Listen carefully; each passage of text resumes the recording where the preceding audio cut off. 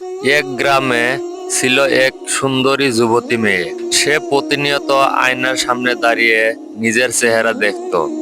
সে ছিল খুব সুন্দর, এতটাই সুন্দর যে সবাই তার রূপের প্রশংসা করত। তার নাম ছিল আয়েশা। আয়েশার ছবি সোশ্যাল মিডিয়ায় ঝড় তুলতো। প্রতিদিন শত শত মানুষ তার সৌন্দর্যের প্রশংসা করত, কিন্তু সে জানে না এই সৌন্দর্য একদিন মাটির সাথে মিশে যাবে। আয়েশা এক রাতে ভাবতে শুরু করলো, আজ যদি আমার মৃত্যু হয়ে যায়, এই সৌন্দর্য কি আমাকে কবরের অন্ধকার থেকে রক্ষা করতে পারবে? তারপর আয়েশা মসজিদের আজান শুনে হিজাব পরে আয়নার সামনে দাঁড়ায়। সে তার নিজের চেহারা দেখে চোখে অশ্রু চলে এলো।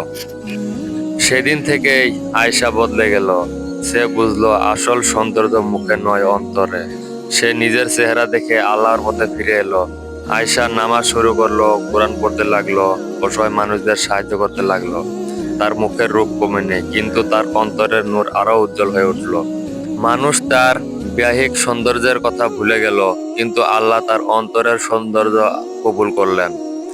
মনে রাখবেন, রূপ একদিন ফুরিয়ে যাবে, কিন্তু ইমানের আলো কখনো নিভবে না।